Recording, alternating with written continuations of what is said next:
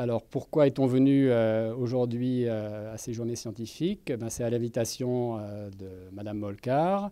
afin de se faire rencontrer des équipes du CHITS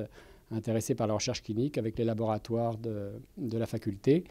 Ça vient s'inscrire dans le cadre d'un accord et d'une convention qui vient d'être signée entre l'hôpital et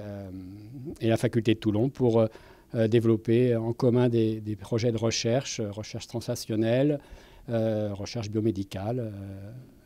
et de développer ces partenariats. Cette rencontre en pratique, de manière concrète, on veut essayer de faire se rencontrer des médecins du CHITS avec les différents laboratoires de la faculté sur un format un peu de conversation rapide pour apprendre à se connaître,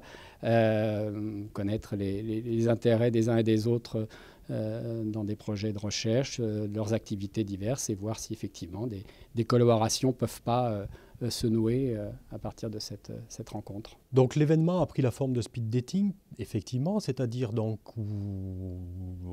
les chercheurs, les laboratoires sont représentés et donc les médecins du centre hospitalier viennent rencontrer les représentants des laboratoires qui leur expliquent et leur présentent leurs thématiques de recherche. Et ceci permet aux uns et aux autres de voir la manière dont tout ceci peut être valorisé auprès de l'hôpital, bien entendu en prenant en compte les priorités et les problématiques hospitalières. Donc cette démarche est tout à fait singulière car à l'Université de Toulon, nous n'avons pas vocation, de par l'historique de l'établissement, à travailler spécifiquement en collaboration avec le milieu médical, mais il se trouve que de nombreux chercheurs ont des compétences qui sont vraiment proches des problématiques médicales ou paramédicales et peuvent intéresser, bien entendu, les praticiens hospitaliers. Donc en ce sens, l'idée d'un speed dating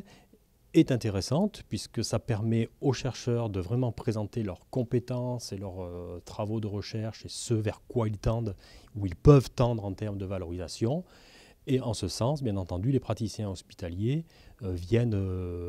ici pour aller chercher des compétences dont ils ne disposent pas forcément à l'hôpital parce qu'ils n'ont pas cette vocation de recherche fondamentale au niveau de ces compétences.